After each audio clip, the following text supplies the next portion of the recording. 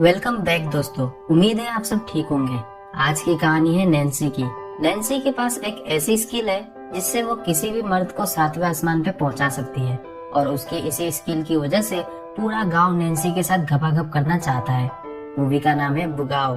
तो हमारी कहानी की शुरुआत हुई गांव के बाहर वाले जंगल से, जिसमें एक ट्री हाउस के ऊपर नैन्सी नाम की लड़की खुदाई करवा रही थी और वहीं से थोड़ी दूर पर नैन्सी का अंकल एक डायरी में उसके क्लाइंट्स के नाम लिख रहा था। मतलब नैन्सी जिस्म फरोशी वाले धंधे में थी और उसका अंकल ही दलाल बना हुआ है।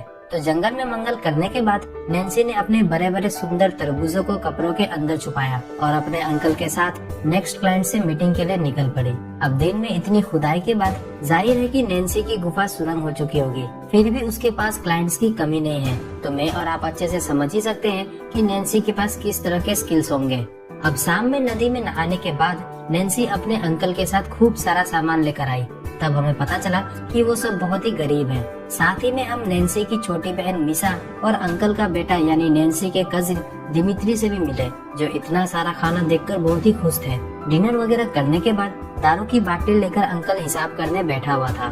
तभी वहाँ दिमित्री आया। मतलब नैन्सी और उसका फादर क्या काम करते हैं उसका पूरा आइडिया दिमित्री को था। इस काम में काफी खतरा भी था, इसलिए दिमित्री ने अपने फादर को एक उस्तरा दिया ताकि जब वो बुरे हालात में फंसे तो उसका इस्तेमाल करके खुद को बचा सके। तो बाबा की बाटली से 2 घूंट दारू मारने के बाद दिमित्री नैन्सी से मिला, जो अभी अच्छे से नहा रही थी, क्योंकि थोड़ी ही देर में उसे एक और क्लाइंट से मिलने गोडाउन में जाना था। तो भाई बहन वाली बातें करने के बाद अंकल नैन्सी को मस्त टिप टॉप में रेडी करवा कर सुबह सुबह अपने क्लाइंट से मिलवाने ले गया। उस क्लाइंट ने अपने गोडाउन के अंदर नैन्सी के गोडाउन में ऐसा घोड़ा दौड़ाया कि नैन्सी चिल्ला उठी।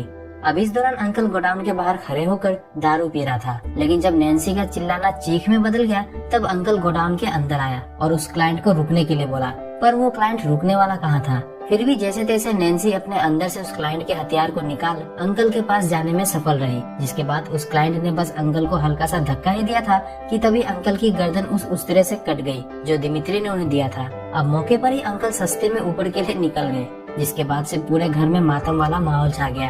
अब धीरे धीरे करके उनके पैसे भी खत्म हो रहे थे, पर अभी भी अंकल के फोन पे क्लाइंट्स का कॉल लगातार आया जा रहा था। तब मजबूरन नैन्सी को उन क्लाइंट्स का कॉल अटेंड करना पड़ा जो उसे मीटिंग के लिए बुला रहे थे, पर नैन्सी अकेले नहीं जा सकती थी, इसलिए दिमित्री उसके साथ जाने का फैसला करता है। तो नैन्सी जंगल में अपने क्लाइंट्स के शेर को अपनी गुफा में घुसवा रही थी और दिमित्री अंकल की तरह डायरी में हिसाब किताब करते हुए अलग क्लाइंट से बुकिंग कर रहा था। रात तक खुदाई करने के बाद जब दिमित्री नैन्सी के साथ घर जा रहा था तो नैन्सी को एक क्लाइंट के बारे में याद आया जो उसे बहुत सारे पैसे देने वाला था। तो ये दोनों उस आदमी के पास गए तो पता चला वो आदमी इस गाँव का लाला है।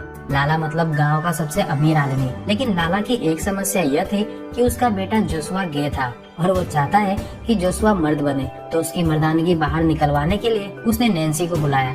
तो नैन्सी को इस काम को करने के साथ ये बात राज भी रखनी होगी कि जोशुआ एक गे है, जिसके लिए उसे बहुत सारे पैसे मिले। लेकिन कमरे में अंदर जाते ही जोशुआ ने नैन्सी के साथ हमबिस्तर होने से मना कर दिया। तो उन दोनों ने प्लान बनाया कि नैन्सी चिल्लाने की आवाजें निकालेगी ताकि सबको लगे कि जोशुआ जबरदस्त खुदाई कर रहा है, और होता भी कुछ ऐसा ही है। लाला ने नैन्सी पे भरोसा करके यह यकीन कर लिया कि उसका बेटा अभी भी एक मर्द है।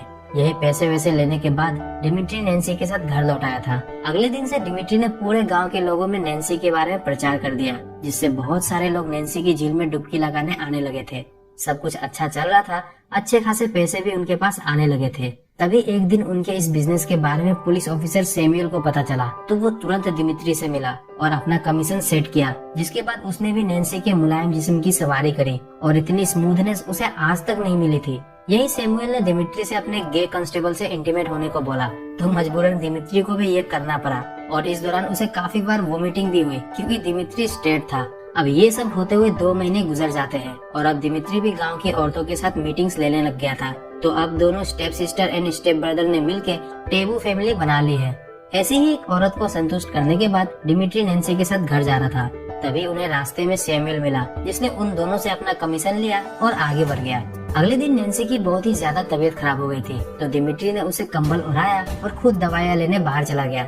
इसी दौरान सैमुअल भी गांव के चक्कर काट रहा था, तो उसे यंग लड़की दिखी जो कॉलेज से घर जा रही थी। अब सैमुअल को वो लड़की भाग गई थी, इसलिए वो उसके पीछे लग गया अब वो लड़की घर पहुंच के अपने कपड़े चेंज करती है और ये सब कुछ सैमुअल भी चोरी छुपे खिड़की से बाहर देख रहा था। वहीं दूसरी ओर सैमुअल का कांस्टेबल दोस्त दारू की भट्टी पे फुल नशे में था, तो दिमित्री ने खुदाई के लिए उसे अकेले में बुलाया, लेकिन वो इतने नशे में था कि दिमित्री को कुछ करना ही नहीं पड़ा। बड़े ही आराम से वो उस कांस्टेबल की वॉलेट में से पैसे और उसकी महंगी घड़ी अपने साथ ले जाता है। अब उस घड़ी को बेचकर दिमित्री ने दवाइयों का इंतजाम कर लिया था और दवाइयाँ लेते ही नैन्सी की हालत में सुधार भी होने लगी थी। तो नैन्सी के बीमार होने की वजह से दिमित्री को काम करना पड़ रहा था, इसलिए नैन्सी का ख्याल रखने के लिए दिमित्री ने जोशुआ को बुला लिया। जोशुआ भी बड़े ही प्यार से नैन्सी का ख्याल रख रहा था। वही दूसरी ओर दिमित्री ने कांस्टेबल से चुराई हुई घड़ी को बेचा नहीं था, उल्टा उसे पहन रखा था, तो इस वजह से इजीली वो सैमुअल के नजर में आ गया। फिर सैमुअल ने कांस्टेबल के साथ मिलकर उसे फुल मारा और उसके बाद उसे जेल में डाल दिया। उसी लॉकअप में दिमित्री को वो स्कूल वाली लड़की भी दिखी जिसे सैमुअल ने किडनैप कर रखा था, पर अभी तक उसने उस लड़की को छुआ नहीं, क्योंकि सैमुअल उसके साथ जबरदस्ती नहीं करना चाहता, बल्कि उसकी मर्जी के साथ ही उसे खुदाई करनी थी। यानी इनडायरेक्टली जबरदस्ती सैमुअल उसके साथ करना चाहता था। उधर दूसरी ओर दिमित्री के ना आने से घर का खर्चा निकालना मुश्किल हो गया था, और तो और जनरल स्टोर वालों ने नैन्सी को उधार देने से भी मना कर दिया था। तो कमजोरी की वजह से नैन्सी घर में ही बेहोश हो जाती है। वैसे अभी घर पे उनकी छोटी बहन मीसा भी थी, जिसने जैसे तैसे करके नैन्सी को होश में लाया। वही दूसरी ओर जेल में दिमित्री ने उस लड़की से बात की तो हमें उसका नाम पता चला, जो कि अमाया था। अमाया ने दिमित्री से हेल्प मांगी, पर दिमित्री की तो खुद की लगी पड़ी थी। अब उनकी बातें सुनकर वहाँ सैमुअल गुस्से में आया और अमाया के अंदर खौफ बनाने के लिए उसने उसके सामने ही दिमित्री की कुटाई कर दी। और तो और उसने दिमित्री को समझाया भी कि अगर वो अपना मुंह नहीं खोलेगा तो जिंदा रहेगा। तभी वहाँ सैमुअल का एक दोस्त आया, जिसकी बातों में आकर सैमुअल ने अमाया के कपड़े चेंज करवाए और उसके संतरों को भी टच किया। अब ये सब देखकर दिमित्री को बहुत बुरा लगता है, लेकिन वो अभी कुछ कर भी नहीं सकता। रात में जब सैमुअल ने दिमित्री को वापस जेल में डाला तो दिमित्री ने अमाया को संभाला, और दूसरी तरफ सैमुअल को दिमित्री की डायरी मिल गई जिसमें पूरा हिसाब किताब लिखा हुआ था। तो वो उसे लेकर दिमित्री के पास आया और उससे उसके क्लाइंट्स के बारे में पूछा। फिर जेल से छूटने के लिए उसने दिमित्री से पैसे मांगे, लेकिन दिमित्री के सारे पैसे नैन्सी की दवाइयाँ में ही लग गए थे। फिर सैमुअल ने पैसे कमाने का दूसरा तरीका निकाला, जिसमें उसने डायरी में से नंबर लेकर एक क्लाइंट को कॉल लगाया और उसे पुलिस स्टेशन बुलाया और अमाया के साथ उसे हम बिस्तर होने के लिए उससे पैसे लिए। अमाया कच्ची उम्र की थी, तो उस क्लाइंट ने उसे बस अपना लॉलीपॉप टेस्ट करवाया और वो आगे बढ़ने ही वाला था कि तभी वहाँ सैमुअल आ गया। फिर उसने उस क्लाइंट को मार पीट के वहाँ से भगा दिया। ये देखकर दिमित्री इतना तो समझ गया था कि सैमुअल भी अमाया की थोड़ी बहुत फिक्र करता है, इसलिए उसने सैमुअल को बोला कि ये काम वो और उसकी बहन उसके लिए करेंगे, जिसके लिए उसे नैन्सी को यहाँ बुलाना होगा। तो सैमुअल ने अपने बंधु से नैन्सी के पास मैसेज भिजवाया और नैन्सी तुरंत पुलिस स्टेशन के लिए निकल पड़ी।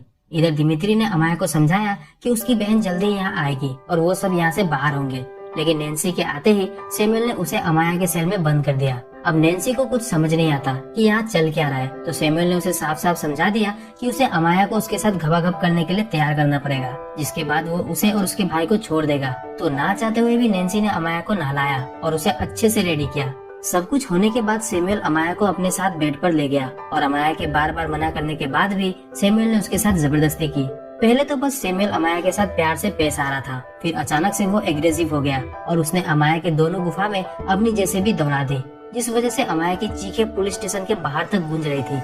वही अमाया की चीखें सुनकर नैन्सी और दिमित्री भी कांप उठे थे। अब खुदाई खत्म करने के बाद सैमुअल ने अमाया को वापस उसी सेल में छोड़ दिया, तो नैन्सी ने अमाया को कुछ पेन किलर्स दिए और रात होते ही वापस से सैमुअल राउंड 2 के लिए आ गया था। लेकिन इस बार नैन्सी ने उसे रोककर समझाया कि अभी उसे थोड़ा रुक जाना चाहिए, क्योंकि अमाया ने पहली बार खुदाई की थी। अभी के लिए अमाया के बदले वो उसे जन्नत के सैर पर ले जाएगी। फिर क्या था, सैमुअल ने अमाया के सामने ही नैन्सी को अपने घोड़े पर बैठा लिया और जैसे नैन्सी उसके घोड़े की सवारी कर रही थी वैसे ही अमाया को सीखना था। लेकिन इसी बीच जब सैमुअल का निकलने वाला था तभी नैन्सी ने उस तरह से सैमुअल का गला काट दिया और जल्दी से उसने चाबियां ली और दिमित्री को आजाद कर दिया। इतनी देर में अमाया ने पुलिस रोड को उठाया और गुस्से में उसने वो रोड सैमुअल के पिछवाड़े में डाल दिया। फिर जो अमाया को सुकून मिला है वो उसके चेहरे पे हम साफ तौर पे देख पा रहे थे। वही मौके पर सैमुअल की मौत हो चुकी थी, इसलिए वो जल्दी जल्दी घर गए और सारा सामान पैक करके उन्होंने मीसा को साथ लेकर वहाँ से निकल गए। इतनी देर में वहाँ जोशुआ भी अपनी कार लेकर आ गया था, क्योंकि वो भी इनके साथ इस गाँव को छोड़ अपनी लाइफ को एंजॉय करने जाना चाहता है। तो अगले दिन वो सब गाँव से बाहर थे और अब अमाया के साथ दिमित्री रिलेशनशिप में आ चुका था। यही उन्होंने एक दूसरे की मदद करने के लिए थैंक्स बोला और सब अपनी लाइफ में आगे बढ़ गए। एंड में हमने देखा कि सब अपने अपने पार्टनर के साथ खुदाई करके बहुत ही खुश थे। इसी एंडिंग के साथ हमारी आज की मूवी बुगाओ यहीं पर खत्म हो गई। मूवी डाउनलोड करनी है तो डिस्क्रिप्शन से टेलीग्राम ग्रुप ज्वाइन करें, और वीडियो पसंद आया तो वीडियो को लाइक और चैनल को सब्सक्राइब जरूर करें। तो दोस्तों ये थी हमारी आज की कहानी। तो ऐसी ही इंटरेस्टिंग कहानी के साथ हम आपसे अपनी अगली वीडियो में दोबारा मिलेंगे। तब तक आप हमारी पिछली वीडियोस को एंजॉय करिए और अपना ख्याल रखिए। Peace out.